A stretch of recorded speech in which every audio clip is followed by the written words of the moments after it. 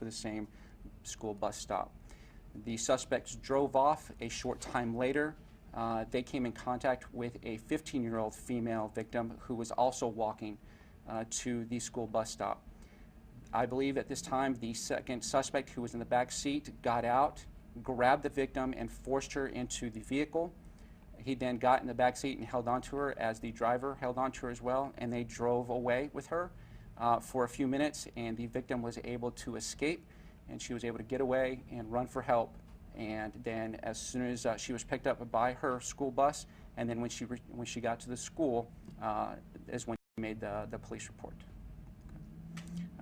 The suspect, the male driver, was described as a Hispanic male, 30 to 35 years old.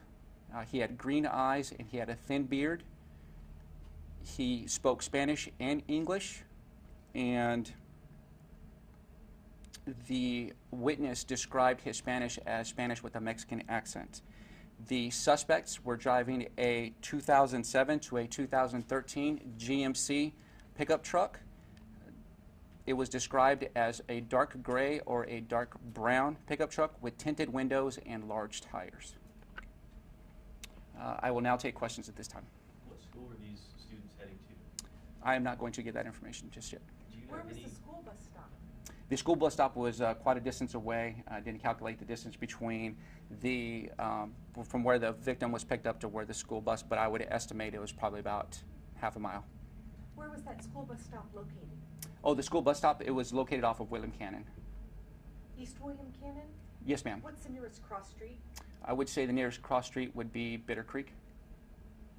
So were they walking up Elm Creek Drive when this happened, or were they walking on William? No, ma'am. Good question. Thank you for asking that. So the victim that was actually grabbed was walking on William Cannon near Elm Creek at the time that she was grabbed and forced into the truck. Why are we only now hearing about this? It's July. Yes, ma'am. Okay. So for this investigation, information comes in at different times. At the initial, we didn't believe that it was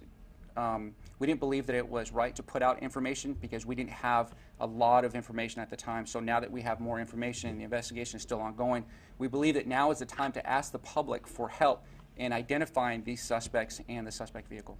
What's changed in the last month and a half then? What more information have you guys gotten that you didn't have at the initial time? More witness information, and then another interview, and I did a walkthrough or a drive-through with the victim, and I was able to get more details. You're asking the public for help finding the suspects, but is there any concern about this happening to other students, or could it have happened to other students in the last 2 months? As long as these suspects are at large, there's always a danger of this happening, again, or to other students. So yes, there's always a concern that this happens. But what we are asking is, we're asking the public if they recognize the description of the vehicle, or they recognize the description of the suspect, or something like this has happened to them prior to, or they know someone that's happened, something like this has happened to them, to please call us and come forward with that information. How much time was there between the two attacks? So it was not figured out like the exact time, but from what I was able to calculate during the investigation, I was able to guesstimate that it was almost about 10 minutes. Was the 17-year-old also walking on William Cannon when this happened? Yes, ma'am. So the 17-year-old was walking on William Cannon when she was first approached, and then she was able to turn towards her bus stop, and then the second female was also walking on William Cannon. In terms of kidnapping, are these kind of cases common? Stranger danger, just try to pick someone up on the side of the street, or are they usually involving, known individuals? I cannot say with statistics or with kind of metrics or definites about how often this happens. I just know that this case came to the child abuse unit because of the age of the victims and then the nature of the crime.